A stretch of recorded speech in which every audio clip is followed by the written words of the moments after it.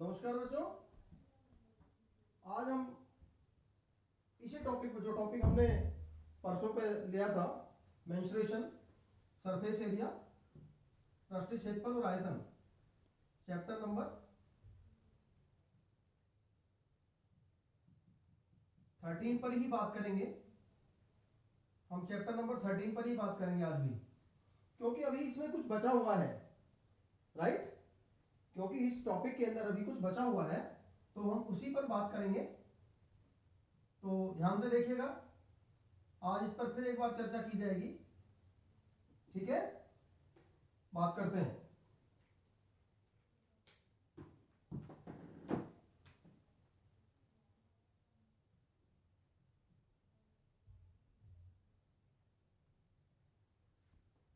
ठीक है, तो बच्चों आपको पहले मैंने बताया था एक दिन कि इसमें मिक्स आकृतियां हैं। आपको मालूम है, कुछ फॉर्मूले आपको पता है ऑलरेडी। क्या है?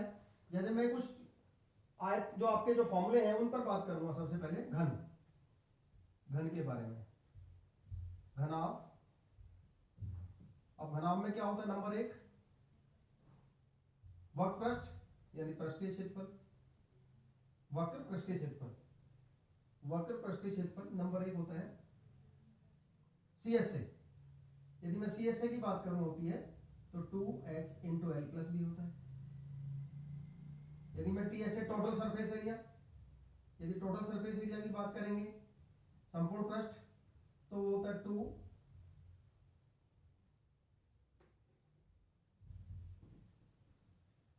इस पर बात करते हैं थोड़ी देर, आपको समझ में आ जाएगा। तो ये आपका हो गया TSA, वो होता है 2 into LB plus BH plus LH। और जहां तक आयतन की बात होती है तो वॉल्यूम होता है, जैसे कि आप जानते हैं, वो L into B into H.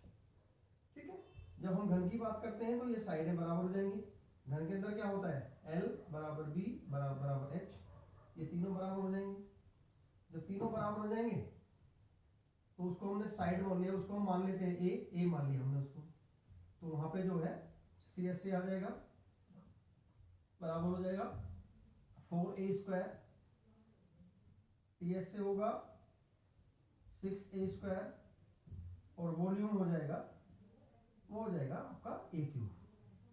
ठीक है, अब इसी प्रकार से यदि मैं सिलेंडर की बात करूं, ये तो घनाभ और घन की बात है। यदि मैं बेलन की बात करूं, बेलन में क्या होता है? पहला CSA का मतलब वक्र पृष्ठ, वक्र पृष्ठीय क्षेत्रफल, वो होता है 2 पाई r इन h।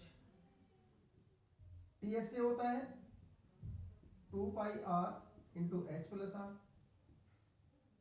और वॉल्यूम होता है VOL होता है पाई r स्क्वायर h।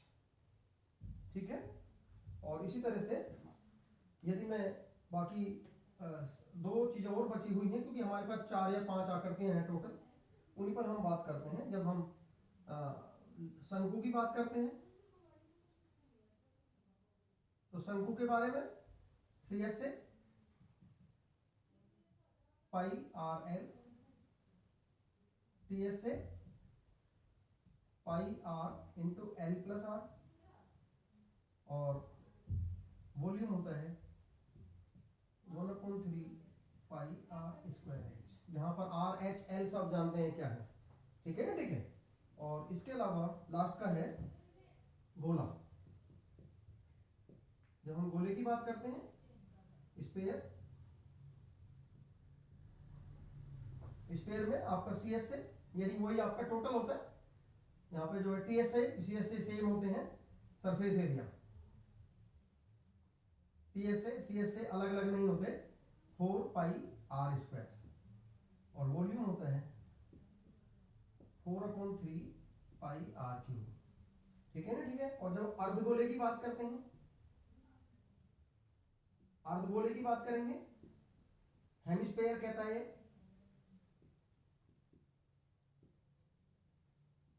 हेमिस्फीयर में CSA आता है। फिर यहां आगे ना, क्योंकि वो खुला है, CSA 2 पाई R स्क्वायर और टीएस से 3 पाई आर स्क्वायर। जैसे तबला होता है, तबला जो है वो अर्धगोले का जो सबसे अच्छा उदाहरण है। और वॉल्यूम 4/3 की जगह 2/3 पाई आर क्यूब हो जाएगा। ये फॉर्मूले हैं हमारे जो आपको याद करने हैं, जो आपको दिमाग में रखने, बस इनकी अदला बदली होनी है। क्या होता है इसमें मिक्स फिगर होंगी, आपको एक आकृति दी हुई होगी और एक आकृति को से बदल कर दूसरी बदल जाए, ठीक है ना, ठीक है। तो इन फॉर्मूलों को हमें वहां पर इस्तेमाल करना है। मैंने आपको पहले भी बताया था कि यहां पर क्या होता है कि एक आकृति का दूसरी आकृति में कन्वर्जन होगा। तो आपको यह ध्यान रखना है कि जब एक आकृति तो उससे क्या प्राप्त हुआ, आप देखना पड़ेगा उसके अंदर, सवाल के अंदर, और दूसरी आकृति बनी तो वो क्या बन गई। समझ आ गई बात, नहीं आ गई? तो आपको जो है, अब जैसे एक सवाल है यहां पर एक्सरसाइज का 13.1 का पहला क्वेश्चन, जरा देखिए। इसमें कहता है कि दो घन हैं, प्रत्येक का आयतन दे रखा है। प्रत्येक है दो घनों में कितने घन है, दो घन। अब प्रश्न नंबर 1 की मैं बात कर रहा हूं। दो घनों में प्रत्येक का आयतन दे रखा है। प्रत्येक का आयतन बराबर कितना है, 64 सेंटीमीटर क्यूब। तो जब दो घन हो गए, आप जरा ध्यान दीजिएगा इसको, तो प्रत्येक घन का आयतन दे रखा है, तो इसकी भुजा निकालिए। तो एक घन की भुजा निकालो, घन की भुजा निकालिए, घन की भुजा निकालनी पड़ेगी पहले, ठीक है ना। तो उसको कैसे निकालेंगे, घन की भुजा आपने ए मान ली, ठीक है ना, ठीक है। तब ए क्यूब बराबर 64 सेंटीमीटर क्यूब, और ए निकालिएगा तो 64 का क्या करेंगे, घनमूल ले देंगे। तो यहां पे आ जाएगा, फैक्टर कर लीजिएगा 64 के। जब 64 के गुणनखंड करेंगे 32, यहाँ पे 16, फिर 8, फिर 2 4 और फिर 2 और फिर 1। तो 2 कितनी बार आया, 6 बार आया। 1 2 3 4 5 6। और इस पर लगाइए क्यूब रूट। ये क्यूब रूट का निशान ध्यान रखिए, कुछ बच्चों को क्यूब रूट का निशान लगाना नहीं आता होगा, तो ध्यान रखेंगे ये क्यूब रूट का निशान। और क्यूब रूट ये कहता है कि 3 एक जैसे 1 और 1 2, तो यहां से 2 और 2 बाहर निकाल दो। तो ए बराबर क्या आ गया, बराबर 4 सेंटीमीटर आ गया। तो प्रत्येक जो घन की जो भुजा है, अतः प्रत्येक घन की भुजा कितनी आ गई, 4 सेंटीमीटर आ गई, है ना। लिखेंगे अतः प्रत्येक घन की भुजा बराबर है 4 सेंटीमीटर। समझ आ गया। अब ये कहता है कि इन दोनों घनों को मिलाकर रख देते हैं। इन दोनों घनों को क्या कर दिया, सटाकर कर दिया। यहां तक समझ आ गया होगा। इस हिसाब से जो आयतन दे रखा है, तो घन की जो भुजा है वो आप निकाल लेंगे। अब ये कहता है क्वेश्चन में कि इन दोनों घनों को जो है सटाकर रख दिया गया है। सटाकर रखेंगे तो कैसे रखेंगे सटाकर, एक एग्जांपल देखिए। मान लो ये आपके दो हैं, सपोज करिए ये ऐसे, है ना। अब ये बराबर नहीं है हालांकि, तो लेकिन मैं ये मान के चलता हूं ये बराबर है। तो इसकी भुजा ये भी जितनी है, जितनी ये है उतनी ये है चौड़ाई, और उतनी ऊंचाई है। तो 4x4x4 का होगा ये।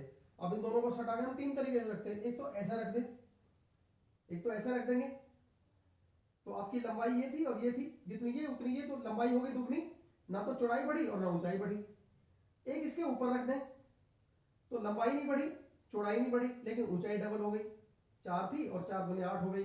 और एक बराबर में रख दें ऐसे चौड़ाई के हिसाब से, तो लंबाई नहीं बढ़ेगी और ऊंचाई नहीं बढ़ेगी, लेकिन यहाँ पे चौड़ाई। यानी इसका मतलब ये हुआ, जब दो घनों को हम सटाकर रखेंगे तो हमेशा एक घनाभ बनेगा। समझ गए ना। यहां लिखेंगे जब दोनों घनों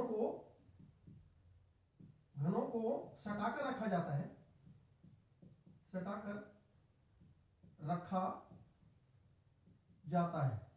जब भी दोनों घनों को सटाकर रखेंगे, चाहे किसी तरह से करिए, लंबाई के हिसाब से, चौड़ाई के हिसाब से या ऊंचाई के हिसाब से, तब जो नई आकृति होगी, नई आकृति हमेशा घनाभ प्राप्त होगी। क्या प्राप्त होगी, घनाभ प्राप्त होगी, हमेशा घनाभ मिलेगी। क्योंकि लंबाई चौड़ाई ऊंचाई में से सिर्फ एक साइड बढ़ेगी, कोई भी एक साइड बढ़ेगी, ठीक है ना। एक घनाभ प्राप्त होगी। तो अब नए घनाभ की लंबाई आता है, जब तो हमें घनाभ पता लगा कि घनाभ हमें मिल गया, तब घनाभ की लंबाई, चूंकि मैंने अभी भी आपसे बोला एल, लंबाई को एल जो है सिंपल हम एल कहते हैं, एल हमने बोला एल बराबर हो गई 4 का दुगना कर दीजिए, अभी बोला था मैंने 4 ये थी और 4 ये थी तो 8 हो गई। ऐसे करेंगे तो लंबाई नहीं बढ़ेगी, चौड़ाई नहीं बढ़ेगी, ऊंचाई बढ़ जाएगी, 8 हो जाएगी। ठीक है ना, ठीक है। तो जो भी है सिर्फ एक चीज बढ़ेगी, लंबाई बढ़ेगी या चौड़ाई बढ़ेगी या ऊंचाई बढ़ेगी। तो 8 सेंटीमीटर चौड़ाई, बी आपकी जो है 4 सेंटीमीटर और ऊंचाई एच ये आपका हो जाएगा 4 सेंटीमीटर। तब आपसे पूछा है राइट, तब नए घनाभ का पृष्ठीय क्षेत्रफल, तो अब पृष्ठीय क्षेत्रफल निकालना है तो घनाभ का पृष्ठीय क्षेत्रफल लगा दो, आयतन पूछ रहा है तो घनाभ का आयतन लगा दो, जो भी आपको तब लिखें। तब घनाभ का क्या निकालना है, पृष्ठीय क्षेत्रफल यानी पीएच से। तो क्या हो जाएगा 2LB प्लस BH और प्लस LH, इसमें रख दीजिएगा, आपका जो है वो फाइंड हो जाएगा। यदि CS से पूछा था तो CS से निकाल दीजिएगा, तो CS का फॉर्मूला लगा दीजिए। यदि आयतन पूछा है तो आपका वॉल्यूम का फॉर्मूला लगा दीजिए। तो जो भी आप यहां पर उसमें सिर्फ घनाभ की प्रॉपर्टी लगेगी। तो बेटा इस प्रकार से जो है जो मिक्स फिगर होती हैं, आपको ये देखना है कि कौन सी फिगर थी हमारे पास में और उससे हमने कौन सी फिगर तैयार की है। यदि हम ये दोनों चीजें समझ जाए अच्छे से तो फिर हमारा सवाल जो है ऐसा नहीं होगा कि हम नहीं निकाल पाएंगे, क्योंकि फॉर्मूले तो मैंने आपको पहले बता दिए, वो सारे फॉर्मूले आपको मालूम है। समझ आ गया? आइए क्वेश्चन और करते हैं, तब आपको और अच्छे से क्लियर। इसकी आप वैल्यू निकाल लेंगे ना अपना, इसमें रख दीजिएगा, पृष्ठीय क्षेत्रफल जो है वो वर्ग सेंटीमीटर में प्राप्त हो जाएगा। तो ये आपका जो है इस प्रकार से क्वेश्चन जो है आपके ये होंगे। अब हम क्वेश्चन नंबर दूसरे पे चलते हैं। इसी चैप्टर का क्वेश्चन नंबर दूसरा है, जरा देखिए क्वेश्चन नंबर 2 देखिए ध्यान से। एक्सरसाइज वही 13.1। देखो क्या कहता है, एक बर्तन खोखले गोले, ध्यान दीजिएगा, एक बर्तन खोखले अर्धगोले के आकार का है। अर्धगोला ऐसे मानिए, खोखला अर्धगोला ऐसे मानिए इसको, राइट, ऐसे आधा आधा गोला नीचे वाला हिस्सा या ऊपर वाला, जैसे आपने कटोरा दे, बाउल बाउल को देखिए, तबले को देखिए, ये सब एग्जांपल जो है क्या कहता है ये, इसका ऊपरी, इसके ऊपर एक खोखला बेलन अध्यारोपित है ऐसे। अभी जरा ध्यान से देखिए, इसके ऊपर एक खोखला बेलन अध्यारोपित है, यानी आप ऐसे मान के चलिए कि नीचे से तो ये ऐसे है, राइट, और उसके ऊपर एक बेलन लग गया ऐसे, बिल्कुल ये। तो ये इस प्रकार की आकृति बन गई, जैसे आपकी यू होता है ना, यू। अब इस प्रकार की आकृति बन गई, देखो ध्यान से, आ गया समझ में? नहीं आ गया? अब ये कहता है बेलन अध्यारोपित है, एक खोखला बेलन, तो खोखला अर्धगोले का व्यास कितना है 14। तो ये आपको मालूम है, जब इसका व्यास 14 है, ये 14 है पूरा, राइट, तो इसकी त्रिज्या कितनी हो जाएगी, यहां पे बीचों बीच ऐसे, ये 7 हो जाएगी। तो R बराबर जो है 7 आ गई, नहीं आई समझ में? और जितनी गोले के लिए होगी उतनी बेलन के लिए भी, यहां भी क्योंकि बराबर है, एक दूसरे के ऊपर सटे हुए बिल्कुल, तो R इसकी भी 7 आ गई। नहीं आया समझ? समझ? और इस बर्तन की कुल लंबाई है 13। अब ये यहां से यहां, ध्यान से देखिए, यहां से यहां तक ये 13 है, ये कुल मिला के ये 13 है, तो H पूरी 13 नहीं है। ध्यान से देखिए, इसमें कुछ हिस्सा गोले का है और कुछ हिस्सा बेलन का है। तो देखो यहां से यहां तक जो है ये, जब आपको मालूम है गोले में जो है जितना इधर होता है इतना ऊपर होता है, तो 7 हो गई है। तो इसका मतलब ये तो 7 हो गई यहां तक गोले का, और बेलन का कितना बच गया, टोटल कितना 13। तो 13 में से 7 को घटा दीजिएगा, तो ये जो आपका 6 बन गई। आया समझ? तो बेलन की जो त्रिज्या है वो 7 हो गई, और बेलन की जो बेलनाकार भाग है उसकी जो ऊंचाई है वो 6 हो गई। गोले में जो रेडियस है, क्योंकि जो रेडियस होती है वही इसकी ऊंचाई होती है, वो इसका व्यास जो है वो उसकी एक तरफ की ऊंचाई होती है, राइट। तो व्यास हो गया चक्कू चारों तरफ, तो 7 ही हो गया, 7 ही हो गया, 7 इधर 7 ही ऊपर, तो कुल मिला के पूरा 14 का हो जाएगा ये। समझ आ गया नहीं आ गया?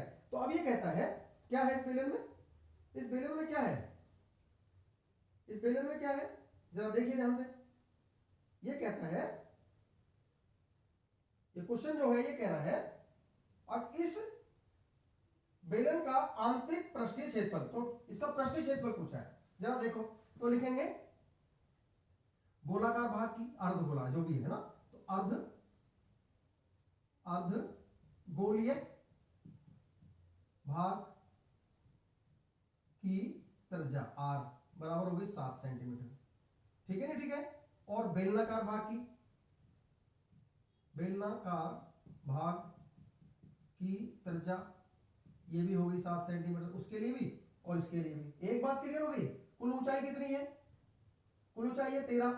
तो बेलनाकार भाग की ऊंचाई लिखिए, बेलनाकार भाग की ऊंचाई कितनी हो जाएगी बराबर, तो 13 में से मैंने अभी भी कहा 7 घटा दो जितनी रेडियस है, ठीक है ना, ठीक है।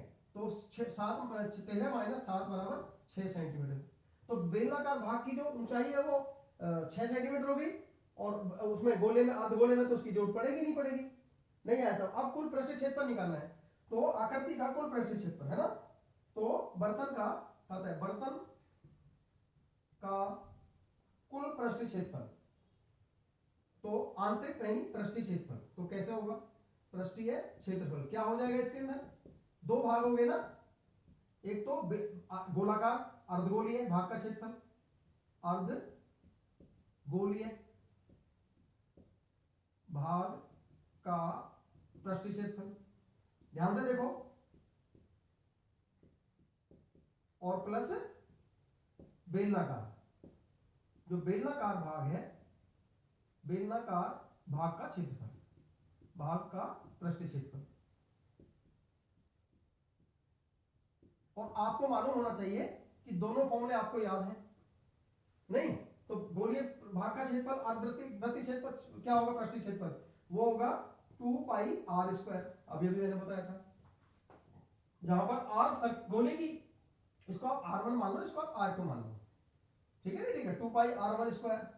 और इसकी जो जो बेलनाकार भाग का पृष्ठीय क्षेत्रफल क्या होगा, वो हो जाएगा, क्योंकि दोनों तरफ से खोखला है ना, तो टोटल में इसका मतलब अंदर, तो इसका मतलब क्या है, ना तो इधर ना इधर, तो केवल क्या होगा 2 पाई आर एच, नहीं है r1 यहाँ पे r2 हो जाएगा, क्योंकि यहाँ पे जो है आपका r1 जो है वो गोले की रेडियस है, और r2 जो है, हालांकि दोनों बराबर है वो अलग बात है, लेकिन समझ आ गया, क्योंकि दोनों की रेडियस बराबर है, तो यहाँ पे हम r ही ले सकते हैं, तो इसमें कहीं कोई दिक्कत नहीं है, क्योंकि दोनों की रेडियस सेम है।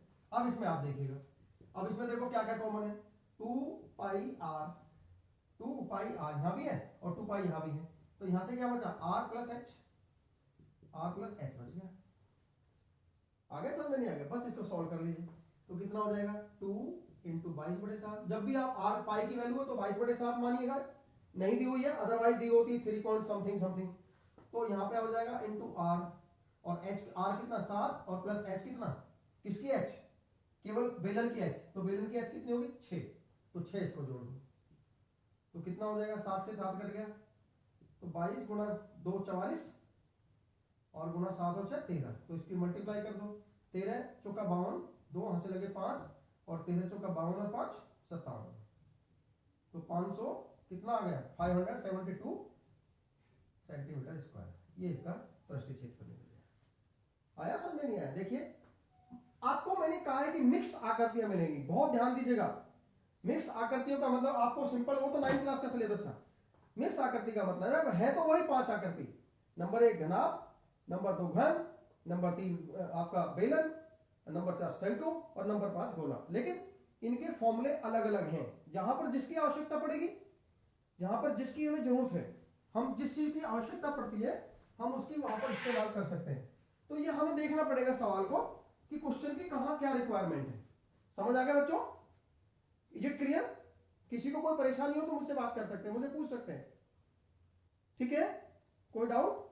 चलिए अब हम आगे बढ़ते हैं, एक सवाल और करेंगे फिर आपको छोड़ देंगे, क्योंकि ये सारे क्वेश्चन यदि मैं कहूं कि यहीं पर मैं सारे निपटाऊंगा, ऐसा नहीं होता बेटा, आपको करने पड़ेंगे खुद, तो लेकिन फिर भी उदाहरण के लिए हम आपके सामने और ले रहे हैं एक क्वेश्चन और देखिए, एक क्वेश्चन और देखिएगा, मैं आपका क्वेश्चन ले रहा हूं, ठीक है ना, ठीक है, एक क्वेश्चन और ले रहे हैं। अब ये कहता है एक कैप्सूल है, कैप्सूल आपने देखा दवाई वाला, ये कहता है एक दवा का कैप्सूल है, तो कैप्सूल आप यदि देखो ध्यान से कैसा होता है कैप्सूल, देखो देखो ऐसा होता है, इसका ये भाग भी गोलाकार होता है और इसका ये भाग भी गोलाकार होता है नहीं होता है कैप्सूल ऐसा नहीं आया, तो इसमें इधर भी अर्धगोला लग गया और इधर भी अर्धगोला लग गया। अब देखो ये कहता है दवा का एक कैप्सूल है, बेलन के आकार का है, जिसके दोनों सिरों पर एक अर्धगोला लगा हुआ है, कैप्सूल की जो लंबाई है ये यहां से आता है, ये 14 मिलीमीटर दे रखी है, तो सेंटीमीटर नहीं है क्योंकि बहुत छोटा होता है, तो ये यहां से यहां तक टोटल 14 है। ध्यान से देखिए, इसमें आप देखेंगे इतना हिस्सा तो ये गोला बेल इधर का आधा गोला है, और इधर आप देखेंगे ये आधा गोला है ना, तो आधा गोला इधर, आधा गोला, दो गोले आपके बेलन पर लगे हुए हैं। क्लियर? तो ये कहता है, और साथ में इसका जो व्यास है, इसका जो व्यास है ये, यानी ये 5 है, ये 5 mm है। ठीक है नहीं? ठीक है, तो रेडियस इसका मतलब 5/2 हो गई। नहीं आया समझ? तो ये 5, और आप ध्यान से देखोगे जब ये 5 है, ये जो 5 है ना, तो इधर और इधर दोनों मिला के 5 इसमें से, तो आधा ये हो गया और आधा ये हो गया, तो 2 पूरा एक गोला हो गया ना। तो एक पूरे गोले की तो यहां देखिएगा, अब क्या करना है आपको, कहता है इसका पृष्ठीय क्षेत्रफल ज्ञात करिए। तो यहां पर आधे गोले का तो इधर लगाइए और आधे का इधर लगाइए, तो 4πr² हो जाएगा पूरा, और साथ में इस बेलन का लगा दीजिएगा। तो टोटल क्या करेंगे, देखो ध्यान से, इसमें यहां से यहां तक की जो हाइट है ये 5 है, जब ये टोटल 5 है, राइट, तो ये आधी होगी 2.5 और ये 2.5 हो गई, तो आधी और ढाई 5 निकल गई टोटल 14 में से। तो जो बेलना का भाग है वो 14 में से 5 घटा दो, तो कितना बच गया, 7। तो इसकी जो हाइट है वो 7 हो गई, और रेडियस आपकी वही आधी कर दो 5/2। तो यहां पे लिखेंगे, राइट, तो यहां पे लिखेंगे नंबर, क्वेश्चन नंबर आपका ये 6 है, क्वेश्चन नंबर 6 है ये। तो कैप्सूल का यहां पे गोला, अर्धगोला, अर्ध गोलीय भाग की त्रिज्या बराबर होगी 5, चूंकि व्यास दे है तो 5/2 सेंटीमीटर, मैं ये सेंटीमीटर नहीं होगा, मिलीमीटर होगा। और बेलनाकार भाग की, बेलनाकार भाग की त्रिज्या बराबर 5/2 मिलीमीटर, और h ऊंचाई कितनी हो जाएगी, अभी मैंने आपको बताया 14 में से इसका व्यास घटा दीजिए, तो 14 में से व्यास घटा देंगे तो कितना बचेगा, 5, तो 7 सेंटीमीटर, 7 नहीं 9 बचेगा, 9 और 5 14 होता है 9, तो ये 9 आ जाएगा, 9 मिलीमीटर। ठीक है ना? तो आकृति घन यानी कैप्सूल, अब ये क्योंकि कैप्सूल है ना, तो कैप्सूल शब्द लिखेंगे, कैप्सूल, कैप्सूल का टीएसए पृष्ठीय क्षेत्रफल, यानी टीएसए पृष्ठीय क्षेत्रफल, आपको पृष्ठीय क्षेत्रफल जो है किसका निकालना है, टोटल, क्योंकि it is name of the medicine, capsule की आकृति का है उसको बता दे पृष्ठीय क्षेत्रफल, तो क्या हो जाएगा, वो हो जाएगा नंबर, तो यहां पे क्या बनेगा फॉर्मूला, गोलीय भाग का जो है 2 गुना अर्धगोलीय गोला भाग का क्षेत्रफल, दो की दोनों सेम है, और प्लस बेलनाकार भाग का, तो यहां पे लिखेंगे 2 गुना अर्ध गोलीय भाग का क्षेत्रफल भाग का पृष्ठीय क्षेत्रफल,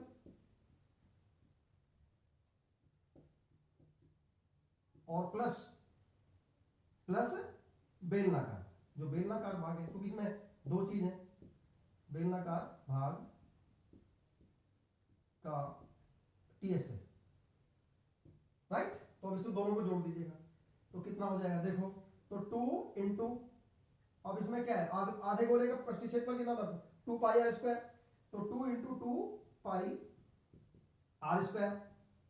और यहां पे क्या हो जाएगा 2πrh, आर दोनों की सेम है, तो देखो क्या बनेगा, तो ये आपका आ गया 4, तो अब इसमें 2πr कॉमन ले लीजिए, 2πr कॉमन लीजिए यहां से, क्योंकि इसमें भी r सेम है, तो यहां पे क्या बचेगा, 2 बच गया और r बच गया, 2r प्लस, और यहां से निकल गया h, ये बच गया सिर्फ, तो कितना हो जाएगा ये 2 इंटू 22/7 इंटू r कितना, r कितना है 5, अभी अभी आपने पढ़ा है 5/2, और r ये अब इसको जोड़ दीजिएगा कितना आएगा अंदर इसके, तो 2r, भाई अभी अभी आपने पढ़ा है ना, r तो 5/2 गुणा तो 2, तो 2 गुणा 5/2 यानी 5 आ गया, और प्लस h कितनी इसकी, बेलन की कितनी h 9, तो ये कट जाएगा इससे, तो 9 ये आ गया, 9 और 5 14 बच गए, और यहां से ये 2 कट गया, तो 22 गुणा 5/7 और गुणा यहाँ पे आ गया 14, और ये इससे कट गया 2, तो 22 पंजे 110 दूनी 220, 220, अब क्योंकि ये टीएस है तो ये आपका वर्ग मिलीमीटर, यानी मिलीमीटर स्क्वायर आपका आ गया, तो ये कैप्सूल का जो पृष्ठीय क्षेत्रफल है वो आपका 220 स्क्वायर मिलीमीटर होगा, ये इसका टोटल क्षेत्र आपका टीएस से आ गया। बोलो समझ आया या नहीं आया, होगा क्लियर या नहीं होगा? तो इस प्रकार से बच्चों इन सवालों को हम निकालते हैं, बहुत मुश्किल नहीं है, लेकिन मैं ये देख रहा हूं कि मात्र कुछ बच्चे पार्ट ले रहे हैं, कुछ बच्चे ही सवालों को हल कर रहे हैं, बाकी सारे बच्चे सवालों को हल नहीं कर रहे हैं, तो फिर ये बेटा आपके लिए नुकसान होगा, आप लोग नहीं करोगे तो ये आपकी दिक्कत होगी। जबकि मैं कह रहा हूँ कि वीडियो बनाने का सिर्फ लॉजिक इतना, हम बड़े मुश्किल से इसको तैयार करते हैं, बहुत मुश्किल होती है हम लोगों को, इसके बावजूद भी आप लोगों के लिए कोशिश करते हैं। तो हमारा सिर्फ यही लॉजिक होता है कि आप उसको अच्छे से समझें।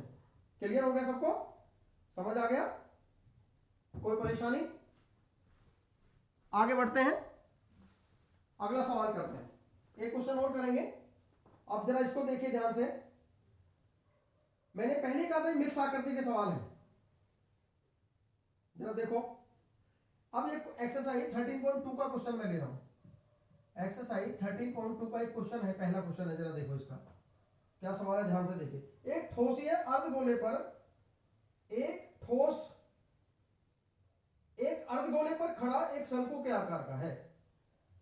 एक ठोस एक अर्धगोले पर खड़ा शंकु के आकार का है, यानी इसका मतलब है एक ठोस है जो अर्धगोला तो ये हो गया, और ऊपर ये शंकु है, यानी इसके ऊपर एक शंकु खड़ा हुआ है ऐसे। देखो ध्यान से, इसका आपको मालूम है बेस 0 होता है। Just like a top, top माने लट्टू, ये लट्टू के आकार की आकृति हो गई, ठीक है ना, जिसकी त्रिज्या है, जिनकी त्रिज्या है 1 सेंटीमीटर है। इसका मतलब शंकु की भी त्रिज्या 1 है और गोले की भी 1 है, तो ये त्रिज्या आर जो है यहाँ पर रेडियस वो आपकी 1 सेंटीमीटर है। तो गोले के लिए भी रेडियस 1 है और शंकु के लिए भी 1 है, और शंकु की ऊंचाई उसकी त्रिज्या के बराबर है, यानी h, ये जो h है ये वाली शंकु की जो ऊंचाई है वो त्रिज्या के बराबर है, यानी ये h जो है वो भी 1 सेंटीमीटर है। आ गया समझ में? नहीं आ गया? शंकुआकार भाग की जो h है, क्योंकि h चाहिए ना हाइट में, तो वो भी 1 सेंटीमीटर इसमें दी हुई है। अब ये कहता है इस ठोस का आयतन पाई के पदों में लिखिएगा।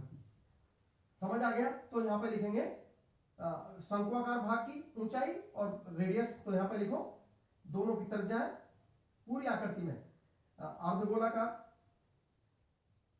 ये चीज अब लिखनी पड़ेगी पहले। अर्धगोलाकार भाग की त्रिज्या 1 सेंटीमीटर, ठीक है ना, ठीक है। रेडियस तो चूंकि गोले में तो रेडियस ही चाहिए होता है, और शंकुआकार भाग की त्रिज्या 1 सेंटीमीटर और ऊंचाई भी 1 सेंटीमीटर, चूंकि अभी अभी आपने पढ़ा है, क्योंकि जिसकी ऊंचाई है वो उसकी त्रिज्या के बराबर है। तो अब ये कहता है शंकुआकार भाग का जो टोटल जो आकृति है, तो आकृति का आयतन पूछा है, तो आयतन आकृति का जो आयतन है वो पूछा है। हालांकि इसका नाम भी दे सकते हैं आप, ठीक है ना, ठीक है। यहाँ पे आपने ओ ए रख दिया, ओ ए, यहाँ पे इसका नाम को बी रख दो, ये सी रख दिया, ऐसे आप इसके नाम भी रख सकते हैं, कोई दिक्कत नहीं है, ठीक है ना, ठीक है। तो इसमें ओ ए ओ सी का आयतन हो जाएगा और इसमें आ जाएगा ए बी सी का आयतन। तो आधार की इतनी जरूरत भी नहीं, आकृति का आयतन जो हो जाएगा वो होगा अर्धगोले का आयतन, अर्धगोला, या फिर आप उसी तरह से जो मैंने लिखा है यहां पे लिख देंगे आप ए ओ सी का आयतन, ए ओ सी का आयतन, जो भी आकृति बनेगी वो ए ओ सी का आयतन और प्लस ए बी सी का आयतन, ए बी सी का आयतन, जो भी आकृति है। यदि गोला है तो गोला, उसमें अपना आप जो नाम जब मैंने लिख दिए तो इसका मतलब समझ जाते हैं भाई कौन सी आकृति है। तो अब देखो इसमें एओसी का आयतन में इसमें शंकु का आयतन लगा, तो क्या हो जाएगा 1/3 into pi into R, 1/3 pi R square H होता है ना, आपने पढ़ा है। तो 1/3 इसमें 1/3 पाई आर स्क्वायर एच, और प्लस आयतन में गोले में क्या होता है, आयतन 2 और आधा है, तो अर्धगोले का तो हो जाएगा 2/3 पाई आर क्यूब।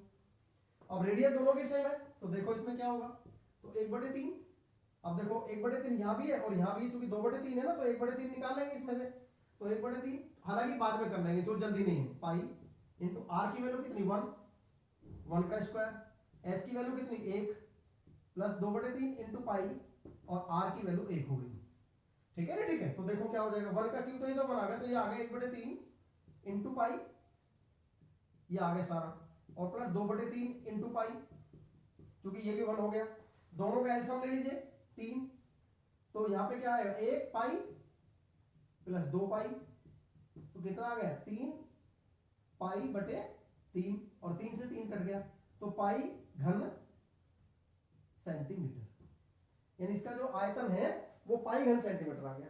बहुत अच्छा सवाल है पेपर के लिए, बहुत अच्छा सवाल है। और वो कैप्सूल वाला सवाल भी पेपर के लिए बहुत अच्छा है। तो ऐसे क्वेश्चंस जो है आप लोगों को करने हैं। मुझे लगता है दोनों एक्सरसाइज आगे होगी समझ में। और चर्चा हम जब 3 बजे करेंगे। मैं देखता हूं कि 3 बजे जो बच्चे हैं बहुत कम जुड़ रहे हैं बच्चों। बेटा ऐसे काम नहीं चलेगा।